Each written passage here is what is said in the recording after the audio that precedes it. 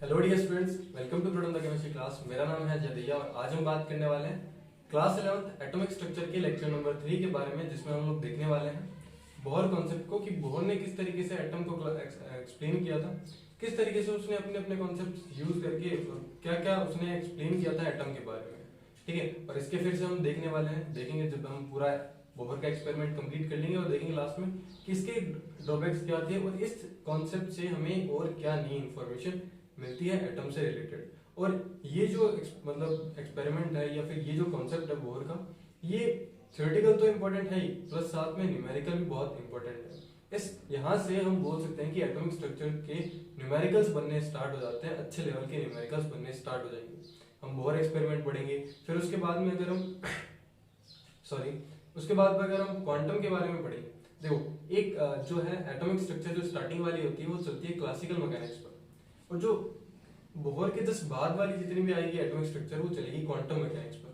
तो मैं आपको, जब हम बोहर का एक्सपेरिमेंट कंप्लीट कर लेंगे तब हम डिस्कस करेंगे कि क्वांटम मैकेनिक्स और क्लासिकल मैकेनिक्स में क्या डिफरेंस होता है और किस तरीके से हमने स्टार्टिंग वाले जो कॉन्सेप्ट थे वो क्लासिकल मैकेनिक्स के हेल्प से उनको एक्सप्लेन किया, और जो लास्ट वाले जो कॉन्सेप्ट आएंगे उनको हमने क्वांटम से किस तरीके से एक्सप्लेन करेंगे। राइट, ओके, तो स्टार्ट करते हैं। चलिए देखिए, सबसे पहले हम हेडिंग डालते हैं बोहर कॉन्सेप्ट। ठीक है, बोहर एक्सपेरिमेंट लिख सकते हैं इसको। बोहर ने क्या क्या एक्सपेरिमेंट किया था वो हम देखने वाले हैं, और इसके अंदर आप लोगों को थ्योरेटिकल जो है चीजें कम याद रखने की जरूरत रहेगी, प्रैक्टिकल चीजें आपको ज्यादा पता होना चाहिए। मतलब हम बोल सकते हैं कि हमें न्यूमेरिकल चीजें जो है वो ज्यादा समझ में आनी चाहिए। हमें न्यूमेरिकल्स इसमें सॉल्व करने पड़ेंगे अलग अलग तरीके से। हम इसमें रेडियस कैलकुलेशन देखेंगे, इसमें वेलोसिटी का कैलकुलेशन देखेंगे, इसके अंदर हम एनर्जी का कैलकुलेशन भी देखेंगे। एनर्जी का कैलकुलेशन इन दोनों से कैलकुलेशन से ज्यादा इंपॉर्टेंट है। इससे डायरेक्ट क्वेश्चंस आते हैं और अलग अलग टाइप के बहुत से टाइप से हम इनके क्वेश्चंस बना सकते हैं। अलग अलग वैरायटी टाइप ऑफ जो क्वेश्चंस हैं वो आपको इसमें देखने को मिलते हैं। ओके, आप लोगों को जो लास्ट 2 वीडियोस है उसके अंदर अगर कोई डाउट आ रहा होगा तो आप लोग इस वीडियो के अंदर लिख सकते हो। अगर आप लोगों ने वो वीडियोस नहीं देखे तो आप पहले जाकर के उन वीडियोस को देख सकते हैं।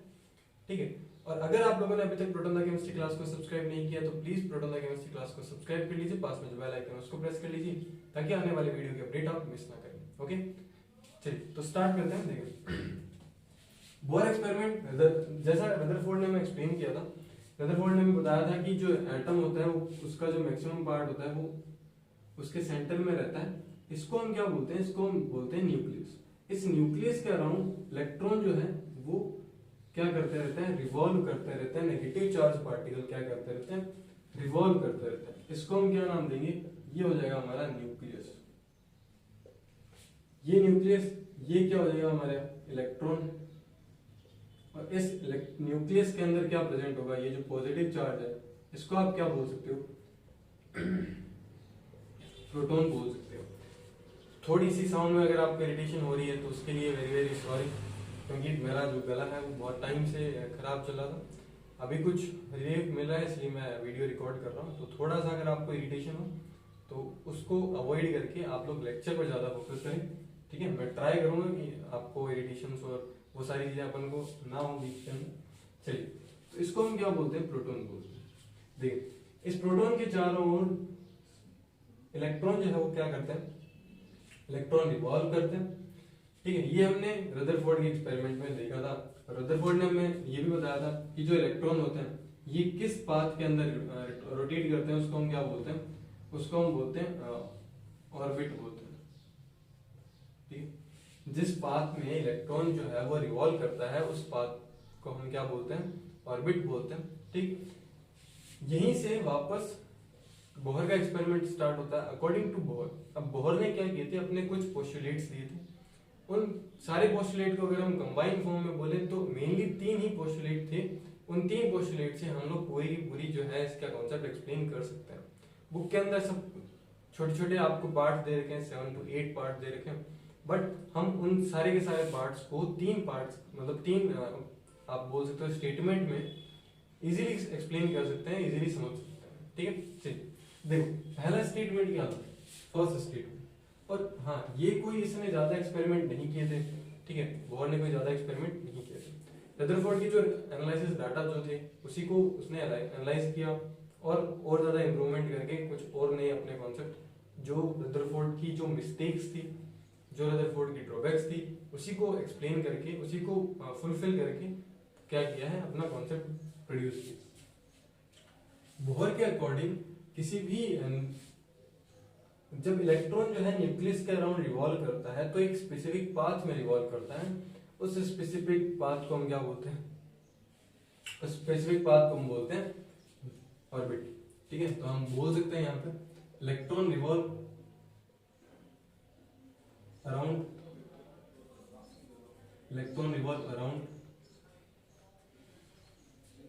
Nucleus in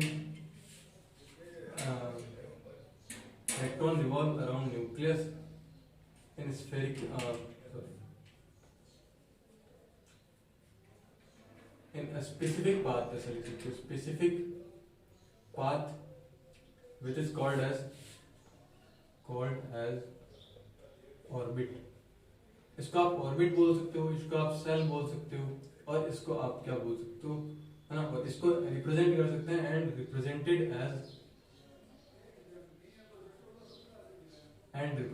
as K L M N, या फिर आप किससे रिप्रेजेंट कर सकते हो 1 2 3 4 श्योर। ठीक है, तो ये सिंपल सी बात है, वैसे लिखने की कोई ज्यादा जरूरत में है नहीं। देखिए उसने ये कहा कि इस न्यूक्लियस के अराउंड इलेक्ट्रॉन जब रिवॉल्व करेगा तो एक स्पेसिफिक पाथ में रिवॉल्व करता है, that is called as orbit. चलिए इन ऑर्बिट्स को हम रिप्रेजेंट करेंगे के एल एम एन से। ठीक है, जो ऑर्बिट न्यूक्लियस के सबसे पास होगा उसको हम के बोलेंगे, जो ऑर्बिट उससे थोड़ा दूर होगा उसको हम, उसके जस्ट वाला होगा बाद वाला, उसको हम क्या बोलेंगे, एल बोलेंगे। तो कुछ ऐसा सीन था, आप ये बोल सकते हो ये न्यूक्लियस हमारा, ये फर्स्ट, सेकंड, थर्ड, फोर्थ, इस तरीके से। तो ये हो गया आपका के, ये एल, ये एम और ये एम। ठीक है, इस तरीके से उसने ये फर्स्ट अपना पोस्टुलेट था। सेकंड पोस्टुलेट की अगर हम बात करें, सेकंड पोस्टुलेट जो था वो था एंगुलर मोमेंटम वर्क। जब भी इलेक्ट्रॉन जो है इस न्यूक्लियस के अराउंड रिवॉल्व करेगा तो इलेक्ट्रॉन का जो एंगुलर मोमेंटम होगा, देखो मोमेंटम जो होता है वो आप लोग फिजिक्स में पढ़ते हैं, मोमेंटम होता है P = mv। ठीक है, ये होता है लीनियर मोमेंटम। जब कोई भी पार्टिकल लीनियरली मूव कर रहा होता है उसके लिए हम जो मोमेंटम यूज करते हैं वो आता है लीनियर मोमेंटम।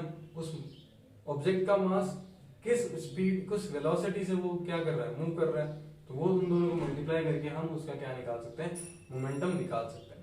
ठीक है, ये आप लोग पूरा डिटेल में फिजिक्स में पढ़ेंगे, तो मैं यहाँ पे ज्यादा डिटेल में देता हूँ। अब देखो जब भी कोई पार्टिकल किसी एक सर्कल के अंदर क्या कर रहा होता है, रिवॉल्व कर रहा होता है, या फिर किसी एक पॉइंट के अराउंड रिवॉल्व कर रहा होता है, ठीक है, उसके लिए हम लोग कौन सा मोमेंटम यूज करते हैं, उसके लिए हम लोग यूज करते हैं एंगुलर मोमेंटम। क्या यूज करते हैं, एंगुलर मोमेंटम। एंगुलर मोमेंटम, ठीक है। अब देखो एंगुलर मोमेंटम जो होता है, एंगुलर मोमेंटम को हम लिखते हैं J, एंड J = होता है mvr। क्या होता है, J = क्या होता है, mvr। बस हमें क्या करना है, यहां से लेकर के जो भी उसकी बाउंड्री है वहां तक जहां से वो रिवॉल्व कर रहा है वो उसकी रेडियस आ जाएगी, तो वो हो जाएगा एंगुलर मोमेंटम। यानी जो एंगुलर मोमेंटम होता है उसका फॉर्मूला होता है mvr। ये इक्वल होता है nh/2π के। किसके इक्वल होता है, nh/2π के। ये इक्वल होता है, ये आपको पता होना चाहिए। इसके अकॉर्डिंग जब भी इलेक्ट्रॉन एंगुलर मोमेंटम करता है उसका एंगुलर मोमेंटम जो होगा वो एंगुलर मोमेंटम किसके इक्वल होगा, nh/2π के इक्वल होगा। इसके अंदर n की वैल्यू जो है वो नंबर ऑफ सेल होगा, कि कौन से सेल के अंदर इलेक्ट्रॉन जो है वो रिवॉल्व कर रहा है। h जो होता है ये प्लांक कांस्टेंट होता है। h क्या होता है, h होता है प्लांक कांस्टेंट। आप यहाँ पे लिख सकते हो प्लांक कांस्टेंट की वैल्यू हम लोग आगे पढ़ेंगे जब हम प्लांक क्वांटम की थ्योरी पढ़ेंगे। आप यहाँ पे लिख सकते हो Planck theory, sorry Planck constant. और n = क्या हो जाएगा, n हो जाएगा नंबर ऑफ सेल या फिर ऑर्बिट। ठीक है, 2π की वैल्यू आपको पता ही है, पाई की वैल्यू आप लोग लिख सकते हो, तो 2π मल्टीप्लाई करके हम निकाल सकते हैं। तो यहाँ से भी क्वेश्चंस पूछे जा सकते हैं। एंगुलर मोमेंटम जो होता है किसी भी इलेक्ट्रॉन का, वो एंगुलर मोमेंटम किसके इक्वल होता है, NH/2 के इक्वल होता है, राइट। चलिए फिर अगर हम नेक्स्ट बात करें थर्ड, ये सिंपल सिंपल से पोस्टुलेट है जो कि आपको याद रखना है। थ्योरी के अंदर आप जब जाओगे तो थ्योरी के अंदर आपको इसके कुछ थ्योरी मतलब स्टेटमेंट लिखने होते हैं जो कि आपको एनसीईआरटी से मिल जाएंगे। आपको मेन कॉन्सेप्ट पता होना चाहिए, ठीक है, और आपको क्वेश्चन प्रैक्टिस आनी चाहिए इस पर, बस इसी के कोई ज्यादा थ्योरी इंपॉर्टेंट नहीं है। चलिए नेक्स्ट अपन बात करते हैं सबसे इंपॉर्टेंट जो रदरफोर्ड का ड्रॉबैक था। रदरफोर्ड का यही ड्रॉबैक था कि जब भी कोई चार्ज पार्टिकल किसी दूसरे चार्ज पार्टिकल के अराउंड रिवॉल्व करता है तो वो हमेशा एनर्जी का क्या करता है, एमिशन करता है। एनर्जी क्या करता है, हमेशा एमिट करता है। अगर एनर्जी का एमिशन होगा तो एक टाइम पर इलेक्ट्रॉन की सारी एनर्जी क्या हो जाएगी, खत्म हो जाएगी। अगर उसकी एनर्जी सारी खत्म हो जाएगी तो वो स्फेरिकल पाथ के अंदर मूव करता हुआ न्यूक्लियस के अंदर चला जाएगा। अगर जब न्यूक्लियस में एंटर कर जाएगा तो मतलब उसका एग्जिस्टेंस रहेगा, नहीं रहेगा, मतलब उसका एग्जिस्टेंस खत्म हो जाएगा। अगर उसका एग्जिस्टेंस खत्म हो गया इलेक्ट्रॉन का, तो पूरे के पूरे एटम का भी एग्जिस्टेंस क्या हो जाएगा, खत्म हो जाएगा। फिर बचेगा क्या, न्यूक्लियस के अंदर इलेक्ट्रॉन जाना, ठीक है। तो ये पूरा का पूरा इस तरीके से वो एक्सप्लेन नहीं कर पा रहा था। तो बोहर इसको एक्सप्लेन करता है कि किस तरीके से जब इलेक्ट्रॉन जो है न्यूक्लियस के अराउंड रिवॉल्व करता है, किस तरीके से इलेक्ट्रॉन रिवॉल्व करता है, कब उसकी एनर्जी लॉस मतलब वो एनर्जी लूज करता है, कब वो एनर्जी गेन करता है, कब उसकी एनर्जी कांस्टेंट रहती है, वो हम बात करें। देखो सिंपल सा फंडा है, इसी में आपको समझा देता हूँ। अगर इलेक्ट्रॉन, ठीक है, देखो पहले तो स्टेटमेंट लिख लेते हैं, मतलब स्टेटमेंट से थोड़ा थ्योरेटिकल समझ लेते हैं कि इफ इलेक्ट्रॉन, अगर इलेक्ट्रॉन जो है वो higher energy level to higher to lower जाता है और लोअर टू हायर जाता है। अब ये हायर टू लोअर ये क्या है मैं आपको समझाता हूँ। अगर इलेक्ट्रॉन, एक बार के लिए आप समझे, अगर इलेक्ट्रॉन हायर टू लोअर जाएगा तो उस वो एनर्जी क्या करेगा, एनर्जी रिलीज करेगा। और अगर लोअर टू हायर जाएगा तो एनर्जी को क्या करेगा, अब्सॉर्ब करेगा। अभी आपको समझाते हैं, देखो इसका मतलब क्या है। देखो, और जब एक स्पेसिफिक पाथ के अंदर रिवॉल्व कर रहा होता है, एक कांस्टेंट पाथ के अंदर रिवॉल्व कर रहा होता है, मतलब वो अपना पाथ चेंज नहीं कर रहा है, तो वो कभी भी अपनी एनर्जी को ना तो लॉस करेगा ना ही क्या करेगा, एब्जॉर्ब करेगा। मतलब ना तो रिलीज करेगा ना ही एब्जॉर्ब करेगा, उसकी एनर्जी कांस्टेंट रहेगी। देखो कैसे, अब हायर और लोअर का मीनिंग क्या है। देखो हायर एनर्जी लेवल और लोअर एनर्जी लेवल दो चीजें होती हैं। जो सबसे न्यूक्लियस के पास में होता है वो लोअर एनर्जी वाला होता है, ठीक है। लोअर से हायर सेल्स बनते जाते हैं, इसकी एनर्जी सबसे कम होगी, फिर इसकी होगी, फिर इसकी ज्यादा, फिर इसकी ज्यादा। तो जैसे जैसे ऑर्बिटल जो है वो न्यूक्लियस से दूर जाते जाएंगे, उनकी एनर्जी बढ़ती जाएगी, है ना। वहां पर उनकी एनर्जी लेवल क्या हो जाएगा, ज्यादा हो जाएगा, तो वो हायर एनर्जी लेवल हो जाएंगे। तो देखो अगर हम के और एल में बात करें, बताओ के एंड एल के अंदर कौन हायर एनर्जी लेवल वाला होगा, किसकी एनर्जी ज्यादा होगी, एल की एनर्जी ज्यादा है। कैसे है वो हम पूरा का पूरा फॉर्मूले से निकालेंगे कैसा आएगा, लेकिन हाल फिलहाल हम लोग क्या कर रहे हैं, एक बार थ्योरेटिकली समझ रहे हैं। इसके पूरे के पूरे एप्लीकेशन पार्ट में हम लोग रेडियस कैलकुलेट करेंगे, हम लोग वेलोसिटी कैलकुलेट करेंगे और हम लोग एनर्जी कैलकुलेट करेंगे, ठीक। तो के और एल के अंदर अगर हम कंपैरिजन करें तो एल की जो एनर्जी वो ज्यादा है एज कंपेयर टू के। तो एल जो होगा इसके कंपैरिजन में हायर एनर्जी लेवल हो गया, और के जो है वो क्या होगा, लोअर एनर्जी लेवल। अगर हम एल और एम के बारे में बात करें तो एल के रेस्पेक्ट में एम जो है वो क्या है, हायर एनर्जी लेवल, जबकि एल जो है वो क्या है, लोअर एनर्जी लेवल। हम मान लेते हैं कि इलेक्ट्रॉन जो है वो कहाँ एग्जिस्ट कर रहा है, एल सबशेल के अंदर, सॉरी एल सेल के अंदर या एल ऑर्बिटल के अंदर, वो ऑर्बिट के अंदर एग्जिस्ट, ऑर्बिटल नहीं, ठीक है। तो एल के अंदर इलेक्ट्रॉन है। अगर ये कंटिन्यूअसली इसी पाथ के अंदर क्या कर रहा है, रिवॉल्व कर रहा है, तो ये कभी भी अपनी एनर्जी को ना तो लूज करेगा ना ही एनर्जी को गेन करेगा। अब सपोज कि अगर ये इलेक्ट्रॉन, इस इलेक्ट्रॉन को एल से एम के अंदर मूव करना है, ठीक है, तो इसकी एनर्जी कम है, इसकी एनर्जी ज्यादा है। तो मतलब अगर कोई एक पार्टिकल इस पाथ के अंदर घूम रहा है, ठीक, उसको अपना जो सर्कल है वो बड़ा करना है। तो सर्कल बड़ा करने के लिए बताओ उसको क्या करना पड़ेगा, उसको एनर्जी चाहिए होगी। एनर्जी कहाँ से आएगी, जब वो अपनी मतलब जो इंजन से वर्क कर रहा होगा वो करना पड़ेगा। तो अगर वो ऐसे घूम रहा है, देखिए अगर ऐसे घूम रहा है, उसको बड़ा करना है सर्कल, तो हम लोग क्या कर देंगे, उसको एक्सेलरेट कर देंगे, मतलब उसको एनर्जी दे देंगे। जैसे एनर्जी देंगे वो उसी एनर्जी लेवल में चला जाएगा। तो ये एनर्जी क्या करेगा, एक्सेप्ट मतलब एब्जॉर्ब करेगा। तो ये हो गया हायर लोअर एनर्जी लेवल, ये हो गया हायर एनर्जी लेवल। तो जब ये इसमें जाएगा तो यहां पर एनर्जी का क्या होगा, एब्जॉर्प्शन होगा। और अगर लोअर टू हायर मतलब हायर टू लोअर आएगा तो ये क्या करेगा, एनर्जी को गेन करेगा। अब मैं आपको यहाँ पर डायग्रामेटिक समझाता हूँ। मान लो ये हमारे पास में एक हायर एनर्जी लेवल है, ठीक है, ये के हो गया, ये एल हो गया और ये एम हो गया। ये है हमारे पास में, इसके रेस्पेक्ट में ये हायर है, ये लोअर है, इसके रेस्पेक्ट में ये हायर है, ये लोअर। इलेक्ट्रॉन अभी कहाँ एग्जिस्ट कर रहे हैं, इसके अंदर एग्जिस्ट कर रहा है। अगर इलेक्ट्रॉन को बताओ लोअर टू हायर जाना है, अगर उसको लोअर टू हायर जाना पड़ेगा तो उसको अपनी एनर्जी क्या करनी पड़ेगी, बढ़ानी पड़ेगी। मतलब एनर्जी को क्या करेगा, ये एब्जॉर्ब करेगा। तो हम यहाँ पे लिख सकते हैं एनर्जी एब्जॉर्ब होगी। और अगर इलेक्ट्रॉन हायर टू लोअर आ रहा है तो इसको एनर्जी क्या करनी पड़ेगी, रिलीज करनी पड़ेगी। तो यहाँ पर एनर्जी क्या होगी, एनर्जी रिलीज की जाएगी, ठीक है। तो यहाँ पर हम एनर्जी मतलब जो इलेक्ट्रॉन होगा वो क्या कर देगा, अपनी एनर्जी को रिलीज कर देगा। क्योंकि देखो अगर एक पार्टिकल इतना बड़ा सर्कल बना रहा है, उसको अपना सर्कल क्या करना है, छोटा करना, तो वो क्या कर देगा, अपनी स्पीड को कम कर देगा और घूमता घूमता आ जाएगा। जैसे आप लोगों ने लट्टू देखा होगा, है ना, जब हम लट्टू घुमाते हैं तो जब उसकी स्पीड बहुत तेज होती है तो बड़ा सर्कल लेता है, जब उसकी स्पीड धीरे धीरे कम हो जाती है तो स्फेरिकल पाथ के अंदर वो छोटा होता जाता है। तो सेम ऐसा ही यहाँ पे होगा। अगर इसको लोअर एनर्जी मतलब इसके अंदर के अंदर आना है, देन ये क्या करेगा, अपनी एनर्जी को कम कर देगा। एनर्जी कम कैसे करेगा, एनर्जी रिलीज कर देगा सिस्टम में। अगर इसको ऊपर जाना है तो ये क्या कर देगा, एनर्जी को ऑब्जर्व कर लेगा, ठीक है। तो इस तरीके से ये पूरे के पूरे एक्सप्लेन करे जाते हैं बोहर के अकॉर्डिंग कि किस तरीके से जो इलेक्ट्रॉन है वो न्यूक्लियस के अराउंड रिवॉल्व करता है, ठीक है। जब वो रिवॉल्व करता है तो उसका एंगुलर मोमेंटम कितना होता है, कैसे हम कैलकुलेट कर सकते हैं। फिर उसके बाद में हम लोग ये पता कर सकते हैं कि अगर इलेक्ट्रॉन किसी भी मतलब ऑर्बिट के अंदर रिवॉल्व कर रहा है, अगर उसको अपनी एनर्जी या उसको हायर एनर्जी लेवल से लोअर एनर्जी लेवल में जाना है, लोअर से हायर में आना है, तो वो एनर्जी का एब्जॉर्प्शन करेगा या एनर्जी को रिलीज करेगा। वो हम कैसे पता कर सकते हैं, इस तरीके से। अगर हायर से लोअर जा रहा है तो हमेशा एनर्जी का क्या होगा, रिलीज करेगा। अगर लोअर टू हायर जा रहा है तो एनर्जी हमेशा क्या होगी, एब्जॉर्ब होगी। मतलब ये बात आपको समझ में आती है, ठीक है। तो ये थ्योरेटिकल कॉन्सेप्ट था बोहर का। सबसे इंपॉर्टेंट इसका जो है आपका मतलब एप्लीकेशन पार्ट है। सबसे इंपॉर्टेंट जो बोहर का जो है वो इसका एप्लीकेशन पार्ट है।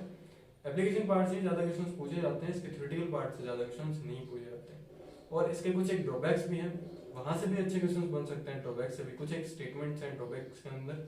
इसके बहुत बड़ा ड्रॉबैक्स तो ये होता है, ये सिंगल इलेक्ट्रॉन स्पीसीज पर ही एप्लीकेबल होता है। ये हम लोग तब पढ़ेंगे जब हम एप्लीकेशन पार्ट कवर कर लेंगे, ठीक है, ताकि हमें समझ में आ जाए कि single electron species multi electron species पर कैसे ये वर्क करेगा। तो पहले हम लोग क्या करते हैं, इसका एप्लीकेशन पार्ट पढ़ते हैं। एप्लीकेशन पार्ट में हम सबसे पहले देखेंगे कि हम रेडियस का कैलकुलेशन कैसे कर सकते हैं।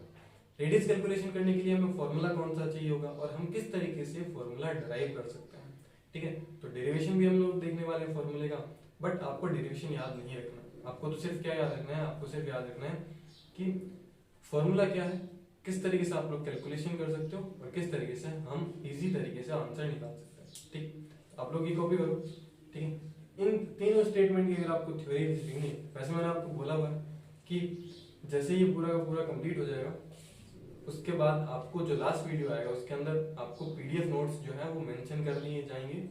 आप वो पीडीएफ नोट्स डाउनलोड कर सकते हो और उसको पढ़ सकते हो। तो नोट्स बनाने की ज्यादा जरूरत नहीं है, आपको पूरा थ्योरेटिकल नोट्स मिलेगा, ठीक है। आपको तो सिर्फ क्या करना है, इन लेक्चर्स को कंटिन्यू फॉलो करना है और अच्छे से समझते जाना है, राइट। चलिए नेक्स्ट अपन बात करते हैं एप्लीकेशंस ऑफ बोहर एक्सपेरिमेंट। आप इसको कॉपी करो, फिर हम मूव करते हैं application of Bohr experiment. Okay, तो अब हम बात करते हैं application of Bohr experiment.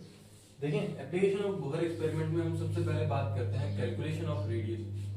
Calculation of radius,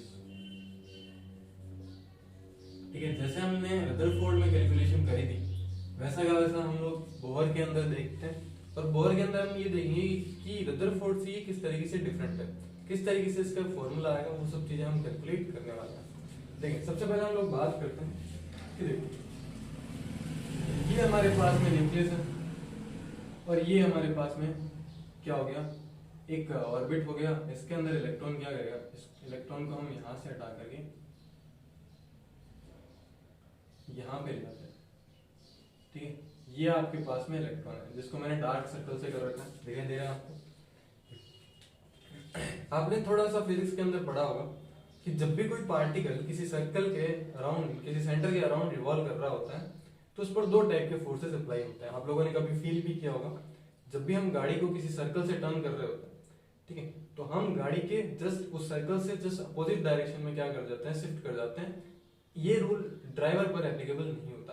क्यों नहीं होता? क्योंकि ड्राइवर के हाथ में स्टीयरिंग होती है, तो वो सीधा डायरेक्ट कनेक्टेड होता है। तो ये फिजिक्स में आप लोग थोड़ा पढ़ते हैं। हम लोग सीधा डायरेक्ट कॉन्टेक्ट में नहीं होते हैं बॉडी के, इस वजह से गाड़ी इस डायरेक्शन में घूम रही होती है और हम उसके जस्ट अपोजिट डायरेक्शन में हल्का सा शिफ्ट हो जाते हैं। या फिर है ना, आप लोगों ने बस में देखा होगा, तो इस तरीके से ये चीजें होती है। तो कौन कौन से फोर्सेस होते हैं वो हम देखेंगे। एक तो फोर्सेस होगा जो कि इसको बाहर की तरफ खींचेगा, वो होता है, और एक फोर्स होगा जो इसको अंदर की तरफ खींचेगा। अंदर की तरफ जो फोर्स खींचता है उसको हम सेंट्रीपिटल फोर्स बोलते हैं। जो बाहर की होता है वो होता है सेंट्रीफ्यूगल फोर्स। तो दो फोर्सेस अप्लाई होते हैं, एक तो होता है सेंट्रीपिटल फोर्स और एक होता है सेंट्रीफ्यूगल फोर्स। सेंट्रीफ्यूगल फोर्स हमेशा सेंटर से अपोजिट डायरेक्शन में लगता है, सेंट्रीपिटल फोर्स हमेशा सेंटर की तरफ लगता है, ठीक। अब देखो, अब हम इन दोनों का फॉर्मूला लिखेंगे कि किस तरीके से आया। आप लोगों ने थोड़ा सा अगर ग्रेविटेशन पढ़ा होगा तो ग्रेविटेशन में हम लोग कैसे लिखते हैं? ग्रेविटेशन में हम लोग लिखते हैं ये एक मास है, ये दूसरा मास है, या फिर आप इसको चार्ज कंसीडर कर सकते हैं, है ना। ग्रेविटेशन को हम लोग चार्ज के अंदर, ग्रेविटेशन का फॉर्मूला लगेगा, लेकिन हम चार्ज कंसीडर कर रहे हैं। ये चार्ज Q1 है, ये चार्ज Q2 है। ये सेम सिचुएशन आप लोग 12th क्लास में इलेक्ट्रोस्टैटिक्स के अंदर पढ़ते हो, ठीक है, फिजिक्स के अंदर। तो ये Q1 है, ये Q2 है, ये कुछ एक डिस्टेंस पर, ध्यान से समझना, ये बहुत इंपॉर्टेंट है ना, आपको समझना। तो ये कुछ डिस्टेंस r पर क्या है, प्रेजेंट है, Q1 और Q2। इन दोनों के लिए अगर आप फोर्स लिखोगे तो फोर्स आएगा K Q1 Q2 upon r, ठीक है, सॉरी r²। जैसा कि हम लोग ग्रेविटेशन में पढ़ते हैं, आप लोगों ने शायद ग्रेविटेशन पढ़ा होगा, ग्रेविटेशन नहीं पढ़ा है तो आप लोग ग्रेविटेशन में पढ़ेंगे। 10th क्लास में पढ़ा होगा G m1 m2 upon r²। तो सेम यही है। अब G की जगह क्या आ जाएगा, K आ जाएगा, जो कि कांस्टेंट हो जाएगा ना। तो Q1 Q2 अपॉन क्या आ जाएगा, r आ जाएगा। और K की वैल्यू हमेशा CGS यूनिट के अंदर हम लोग क्या लेते हैं, K हमेशा क्या लेंगे, हम 1 लेंगे इन CGS यूनिट, ठीक है, CGS यूनिट, समझ में आता है। तो देखो, अब अगर हम यहाँ पर बात करें कि सेंट्रीपिटल फोर्स कौन सा होगा, ये एक चार्ज पार्टिकल कंसीडर कर लेते हैं, ये दूसरा चार्ज पार्टिकल कंसीडर करते हैं। इस चार्ज पार्टिकल को हम लोग नाम देते हैं Ze+, और इसको हम लोग नाम देते हैं E-, ठीक है। ये हो गया, ये हमारे पास में Ze+ हो गया, ये E- हो गया, ठीक। तो हम लोग इसके लिए F लिखते हैं। देखो F कितना आएगा, F सेंट्रीपिटल हम लोग लिख रहे हैं, तो बताओ F सेंट्रीपिटल फोर्स क्या आएगा। K की वैल्यू होगी हमारे पास में 1, Z की वैल्यू क्या हो जाएगी, मतलब ये Q1 की वैल्यू क्या हो जाएगी, Ze+, ये E- आ जाएगा, डिवाइड बाई क्या आ जाएगा, r² आ जाएगा, ठीक है। ये हमारे पास में क्या आ गया, ये हमारे पास में आ गया F सेंट्रीपिटल फोर्स। अब देखो ध्यान से, प्लस और माइनस सिर्फ और सिर्फ हम ये इंडिकेट करवा रहे हैं कि एक हमारे पास में नेगेटिव चार्ज है, एक हमारे पास में पॉजिटिव चार्ज है। ये कभी भी कैलकुलेशन में काउंट नहीं होगा। ऐसा मत करना कि एक इलेक्ट्रॉन प्लस का है, एक E+ का है, एक E- का है, तो दोनों सॉल्व हो जाएंगे, ऐसा बिल्कुल भी मत करना, ठीक है। ये दोनों ऐड हो जाएंगे। तो यहाँ पे ये दोनों क्या डिनोट कर रहे हैं, ये डिनोट कर रहे हैं चार्ज कितना है। तो बताओ F सेंट्रीपिटल कितना होगा, F सेंट्रीपिटल हो जाएगा Ze² अपॉन Rn का स्क्वायर। ये सिंपली आप R लिख सकते हो एक बार के लिए। तो आपके पास में F सेंट्रीपिटल तो आ गया। F सेंट्रीफ्यूगल फोर्स जो होता है वो होता है, F सेंट्रीफ्यूगल होता है mv² अपॉन Rn, ये होता है F सेंट्रीपिटल फोर्स। अब देखो, कोई भी गाड़ी को, कोई भी पार्टिकल को अगर यहाँ पर बिना किसी फोर्स के यहाँ पे इसमें रिवॉल्व करना है, ना तो उस पर बाहर की तरफ फोर्स ज्यादा लगे, ना ही उस पर अंदर की तरफ फोर्स लगे। अगर सेंट्रीफ्यूगल फोर्स ज्यादा हो गया तो ये यहाँ से बॉन्ड ब्रेक हो जाएगा, मतलब अट्रैक्शन ब्रेक हो जाएगा और ये पार्टिकल बाहर चला जाएगा। अगर सेंट्रीपिटल फोर्स ज्यादा हो गया तो ये अंदर की तरफ आ जाएगा। तो ये दोनों हमेशा क्या रहेंगे, मेंटेन रहेंगे, तभी कोई एक पार्टिकल एक सर्कल के अराउंड क्या कर सकता है, रिवॉल्व कर सकता है। जैसे हम धागे के ऊपर पत्थर बांध के जब हम उसको घुमाते हैं, जब सेंट्रीफ्यूगल फोर्स ज्यादा हो जाता है तो धागा टूट जाता है, ठीक है। तो इस तरीके से ये होता है। तो ये दोनों बराबर होने चाहिए उसको अच्छे से घूमने के लिए। इसका मतलब टोटल एफ नेट जो होगा वो कितना होगा, एफ नेट कितना होना चाहिए, 0 होना चाहिए। और एफ नेट होगा क्या, ये और ये दोनों क्या हो जाएंगे, देखो F C P centripetal force plus F centrifugal force, ये किसके बराबर हो जाएगा, ये बराबर हो जाएगा एफ नेट के, ठीक है। एफ नेट क्या है 0, F centripetal plus F centrifugal is equal to क्या हो जाएगा 0 से। इसको हम इस साइड ले आते हैं तो बताओ एफ सेंट्रीपिटल बराबर क्या आ जाएगा माइनस का एफ सेंट्रीफ्यूगल। अब हम क्या कर देते हैं, वैल्यूज पुट कर देते हैं। इसके वैल्यू पुट करते हैं जेड ई स्क्वायर अपॉन में आर एन का स्क्वायर, और इसके वैल्यू पुट करते हैं माइनस का एम वी स्क्वायर अपॉन में आर एन, ठीक है। ओके, तो ये ध्यान रखना ये भी माइनस का आ जाएगा, ठीक। अब देखो इसमें आप लोग क्या कर सकते हो, माइनस से माइनस हम लोग सॉल्व कर देंगे, एक आर एन से एक आर एन सॉल्व हो जाएगा। अब देखो यहाँ पे हमें वी स्क्वायर की वैल्यू पुट करेंगे, सॉरी इक्वेशन क्या बन जाएगी, Z E square upon R N is equal to M V square, ठीक है। अब देखो एक हमारे पास में इक्वेशन है, जे इक्वल्स टू क्या होता है M V R is equal to N H upon 2 pi, ठीक है। यहाँ से हम लोग क्या कर लेंगे, v की वैल्यू कैलकुलेट कर लेंगे, इन दोनों को इस साइड भेज देंगे। तो यहाँ से v की वैल्यू क्या आएगी, v की वैल्यू आ जाएगी एन एच अपॉन 2 पाई, और क्या आ जाएगा m और r हो जाएगा। ये हमारे पास में v की वैल्यू आ गई। ये v की वैल्यू हम लोग यहाँ पुट कर सकते हैं, देखो यहाँ पे हम पुट करेंगे तो क्या आएगा, ये हम लोग यहाँ पुट करते हैं, ठीक है। तो देखो जेड ई स्क्वायर अपॉन में R M is equal to M, bracket में क्या आ जाएगा V N H upon 2 pi M, इन सब का स्क्वायर कर देते हैं ताकि यहीं से सही हो जाएगा, 4 पाई का स्क्वायर एम का स्क्वायर और आर, ठीक है। एम से एम एक सॉल्व हो जाएगा, ठीक है, और आर स्क्वायर आ जाएगा यहाँ से, ठीक। और यहाँ पे आप लोग क्या कर सकते हो, एक आर से ये आर सॉल्व हो जाएगा और जेड यहाँ पे एम, ठीक है। तो यहाँ पे आप लोग देखो चेक करें क्या बचेगा, Z E square is equal to N square H square upon 4 pi square M, ये बच जाएगा एम और आर बच जाएगा, ठीक है। आप लोग इसको करोगे तो ये क्या आ जाएगा, इस तरीके से आप लोग का आंसर आ जाएगा। आपको यहाँ पे इस आर को यहाँ शिफ्ट करना है और इसको क्या करना है, यहाँ शिफ्ट करना है, ठीक है। तो देखो r इज इक्वल टू क्या आ जाएगा, r इज इक्वल टू आ जाएगा एन स्क्वायर एच स्क्वायर, ठीक है, अपॉन में क्या आ जाएगा 4 पाई एम जेड ई, ठीक है। एम जेड ई, यहाँ पे ई तो नहीं था ना पहले, चलो ठीक, ई स्क्वायर आ जाएगा। ये हमारे पास में r की वैल्यू आ गई। अब देखो सिंपल सा बात है कि आपको ये सब चीजें क्या है सॉल्व करनी पड़ेगी। ये सब चीजें सॉल्व करने की आपको जरूरत बिल्कुल भी नहीं है, आपको सीधा का सीधा क्या करना है, यहाँ पे अगर आप वैल्यू पुट करोगे, देखो प्लांक कांस्टेंट होता है, प्लांक कांस्टेंट होता है, आप यहाँ पे लिख सकते हो 6.6 इंटू 10 की power minus 34 joule into second, ये होता है प्लांक कांस्टेंट। आप लोग प्लांक कांस्टेंट की वैल्यू यहाँ पुट कर सकते हैं। फिर आपको एन जो भी आपको सेल दे रखा है, जिस सेल के लिए आपको रेडियस कैलकुलेट करनी है वो लिख सकते हो, मास लिख सकते हो, ठीक है, और यहाँ पर इलेक्ट्रॉन पर जो चार्ज है वो भी लिख सकते हो। लेकिन आप लोगों को ये सॉल्व नहीं करना है, आपको सीधा का सीधा फॉर्मूला याद रखना है, R is equal to N square upon Z, ये लिखना है। फिर आप लोग क्या करना है 0.529 एंगल्स, ये फॉर्मूला आपको याद करना है। डेरिवेशन इतना इंपॉर्टेंट नहीं है, ना आपको थ्योरेटिकल एग्जाम में पूछे जाते हैं, ना ही आपको ऑब्जेक्टिव एग्जाम्स में पूछे जाएंगे नीट या फिर जेईई के अंदर। आपको तो सिंपली क्या करना है, इस फॉर्मूले से क्वेश्चन सॉल्व करने हैं और इसी फॉर्मूले से आंसर आ जाएगा, ठीक है। तो आप लोग इसको कॉपी करो, ये पूरा का पूरा डेरिवेशन है। इसमें आप लोग दो तरीके से भी एक चीज कर सकते हो। देखो इसी फॉर्मूले में अगर हम देखें, ये वैल्यू तो पूरी कांस्टेंट हो सकती है, इसमें दो चीजें बन सकती है। एक तो क्या हो सकता है, n को हम लोग कांस्टेंट मान लेते हैं, ऐसी कंडीशन जब हमारे पास में n कांस्टेंट हो जाए, ऐसी कंडीशन जब हमारे पास में z कांस्टेंट हो जाए, ठीक है। z हमारे पास में क्या हो जाएगा, z हो जाएगा एटॉमिक नंबर। अगर हम लोग n को कांस्टेंट कर देंगे, n अगर हमारे पास में कांस्टेंट है तो बताओ r किसके प्रोपोर्शनल हो जाएगा, 1/z के। और अगर हम z को कांस्टेंट कर देते हैं तो r डायरेक्टली प्रोपोर्शनल हो जाएगा किसके, n स्क्वायर के। मतलब कि ध्यान से देखिए, अगर एटॉमिक नंबर बढ़ेगा तो रेडियस डिक्रीज होगी, अगर ऑर्बिट का नंबर बढ़ रहा है ना, 7 बढ़ रहे हैं, तो क्या होगा, रेडियस भी बढ़ जाएगी।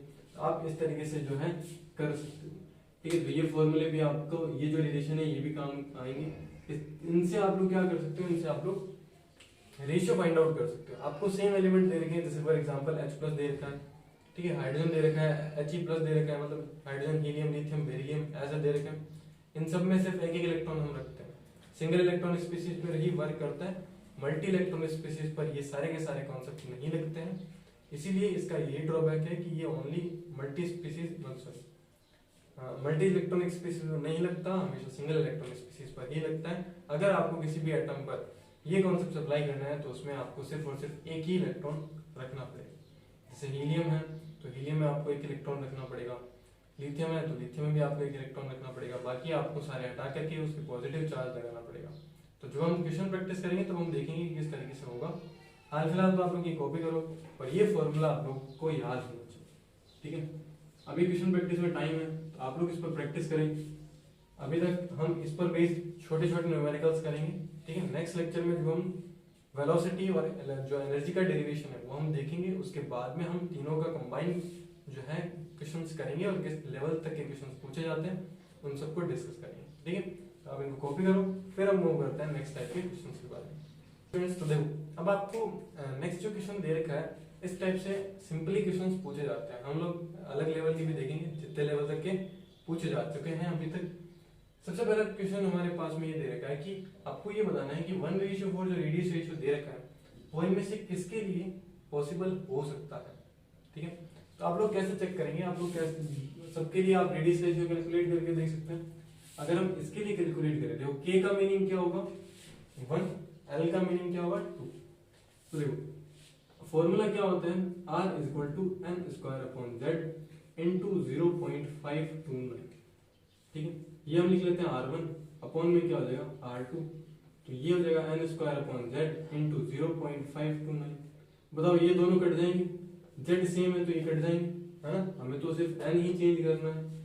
z का मीनिंग तब होता है जब यहाँ पर एटम्स कंसीडर किए जाते हैं, ठीक है। तो देखो बनेगा क्या, r1 upon r2 = n² upon n1 का स्क्वायर और n2 का स्क्वायर, ये हो जाएगा। देखो n1 का स्क्वायर क्या हो जाएगा, 1 का स्क्वायर 1 होगा, 2 का स्क्वायर 4 होगा, तो ये क्या हो जाएगा 1:4 हो जाएगा। इसका आंसर 1:4 आ रहा है। फिर सेकंड का हम लोग चेक करते हैं क्योंकि बहुत ऑप्शन दे रखा है तो हो सकता है इन तीन में से कोई एक और हो। तो यहाँ पे भी क्या आ जाएगा r1 अपॉन में, या आप इसको ये लिख सकते हो r2 अपॉन r3। तो यहाँ पे क्या हो जाएगा 2 का स्क्वायर 4 और यहाँ पे क्या हो जाएगा 3 का स्क्वायर 9 हो जाएगा, ठीक है। तो ये कितना आएगा 4/9 आएगा, तो ये आंसर गलत हो जाएगा। फिर इसका हम लोग देखें तो ये हो जाएगा r2 अपॉन में r4। r2 कितना दे देगा आपको 4, है ना। 2 का स्क्वायर 4 हो जाएगा, 4 का स्क्वायर 16 हो जाएगा, तो ये भी कितना आ जाएगा 1/4, यानी ये भी 1:4 आ रहा है, ये भी 1:4 आ रहा है। तो आंसर हमारे पास में क्या हो जाएगा, बोथ वाला आंसर हो जाएगा, फर्स्ट एंड थर्ड वाला। तो इस तरीके से आप लोग क्या कर सकते हो, रेडियस कैलकुलेशन कर सकते हो, ठीक है। बहुत सिंपल से पहले क्वेश्चन हम करेंगे, फिर उसके बाद में हम लोग नेक्स्ट लेवल मतलब जो लेवल टाइप का पूछा जाता है वो हम डिस्कस करेंगे। तो आप क्वेश्चन को कॉपी करो, फिर हम मूव करते हैं नेक्स्ट टाइप के क्वेश्चंस के बारे में, ओके। तो हम बात करते हैं नेक्स्ट टाइप के क्वेश्चंस के बारे में। तो नेक्स्ट टाइप का क्वेश्चन आपको दे रखा है, calculate the radius ratio of for second and third cell of hydrogen. Hydrogen के सेकंड सेल और थर्ड सेल के लिए आपको क्या करना है, रेडियस रेशियो कैलकुलेट करना है। बहुत ही सिंपल है। तो ये क्या हो जाएगा r2 अपॉन में r3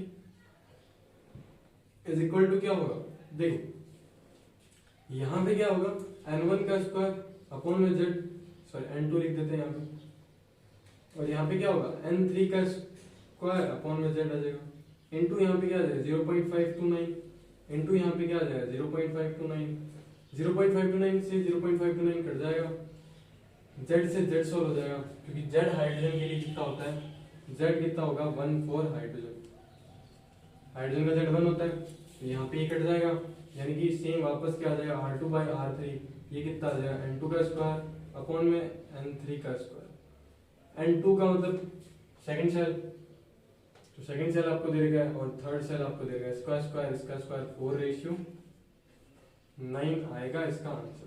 ठीक है, आप इस तरीके से कर सकते हो। अगर आपको अलग अलग एटम का दे रखा है, जैसे मान लो आपको सेकंड सेल आपको पूछा गया है, ये नेक्स्ट क्वेश्चन अपन कर सकते हैं, सेकंड सेल ऑफ He+ और थर्ड सेल ऑफ Li+2। अब इसका अगर आपको रेडियस कैलकुलेट करना है तो बहुत ही सिंपल है, देखो R2 अपॉन में क्या हो जाएगा, R3 हो जाएगा, या फिर आप यहाँ पर सिंबल लिख सकते हो, रेडियस ऑफ He+ और रेडियस ऑफ Li+2 आ जाएगा। ठीक है, यहाँ पे कितना हो जाएगा, सेकंड सेल आपको दे रखा है तो पहले फॉर्मूला लिख लेते हैं, N2 का स्क्वायर आएगा, Z आएगा, फिर वापस से N3 का स्क्वायर आएगा और Z आएगा। अब इसके लिए Z कितना होता है 2, इसके लिए Z कितना होता है 3 होता है, तो हम यहाँ पे क्या लिख देंगे, अब की बार Z कटेगा नहीं, ध्यान रखो, N कितना देगा सेकंड, मतलब 2 का स्क्वायर कर देंगे, डिवाइड बाय क्या कर देंगे, हीलियम का कितना होता है 2, लिथियम का कितना होगा 3, तो ये हो जाएगा 3 का स्क्वायर डिवाइड बाय 3, तो टोटल कितना हो जाएगा 4/2, ये हो जाएगा 9/3, ये कट जाएगा, कितना जाएगा 2 और ये कटेगा कितना आएगा 3, तो क्या आएगा 2/, तो 2:3 आ जाएगा। एक सेकंड आप लोग इसको ऐसे कर सकते हैं, हाँ ये तो सिंपली कट रहा है ना, हाँ तो कट जाएगा, तो फिर आप सीधा डायरेक्ट कर सकते हो, तो ये कितना आ जाएगा 2/, ये कट जाएगा यहाँ से, ये भी कट रहा है, तो 2/, कितना आ जाएगा 3 आ जाएगा। सही है, इस तरीके से आप लोग क्या कर सकते हो, इस टाइप के क्वेश्चन सॉल्व कर सकते हो। तो इस टाइप के आपको रेडियस से रिलेटेड क्वेश्चंस मिलेंगे। नेक्स्ट लेक्चर के अंदर हम लोग बात करेंगे कि वेलोसिटी का कैलकुलेशन हम कैसे कर सकते हैं, एनर्जी का कैलकुलेशन हम कैसे कर सकते हैं। लास्ट लेक्चर में मैंने आपको ये बोला था कि हम लोग डेफिनेशन पढ़ेंगे एटम से रिलेटेड, बट जो एटम से रिलेटेड डेफिनेशन है वो हम लोग लास्ट में पढ़ेंगे। ठीक है, अभी हम कंटिन्यू में जो कॉन्सेप्ट है वो क्लियर करते जा रहे हैं, मतलब जो एटम से रिलेटेड जितने भी एक्सपेरिमेंट थे, जो जितने भी मॉडल्स थे वो हम पढ़ रहे हैं, तो हम कंटिन्यू में वही करते हैं। जो डेफिनेशन रिलेटेड जो एक्स्ट्रा पॉइंट्स होंगे वो हम लास्ट में करेंगे। ठीक है, जब ये पूरे के पूरे खत्म हो जाए, तो नेक्स्ट लेक्चर में मिलते हैं, जिसमें हम लोग बात करेंगे कि हम वेलोसिटी का कैलकुलेशन कैसे कर सकते हैं जब इलेक्ट्रॉन मूव कर रहा होता है, और हम लोग एनर्जी का कैलकुलेशन कैसे कर सकते हैं। एनर्जी सबसे इंपॉर्टेंट है, इस पर बेस्ड बहुत सारे क्वेश्चन आपको देखने को मिलेंगे, और इससे रिलेटेड भी हम लोग क्वेश्चन जो है वो नेक्स्ट क्लास में और ज्यादा क्या करेंगे, पूरा का पूरा सॉल्व करेंगे और देखेंगे किस टाइप के क्वेश्चन हमें पूछे जा सकते हैं। आज का लेक्चर आई होप आप लोगों को सबको पसंद आया होगा। अगर कोई भी डाउट आपको आता है तो आप नीचे कमेंट बॉक्स में हमें बता सकते हैं, नेक्स्ट लेक्चर में मैं उसका सॉल्यूशन आपको दे दूंगा। ठीक है, अगर आपको वीडियो पसंद आई तो प्लीज वीडियो को लाइक कर दीजिए, वीडियो को अपने फ्रेंड के साथ शेयर भी कर दीजिए, ताकि वो भी इस लॉकडाउन के अंदर अपनी प्रिपरेशन को क्या कर सकते हैं, कंटिन्यू कर सकते हैं विदाउट किसी डिस्ट्रक्शन के, बिना किसी लॉकडाउन के। राइट, मिलते हैं नेक्स्ट क्लास के अंदर, तब तक के लिए गुड बाय। ओके।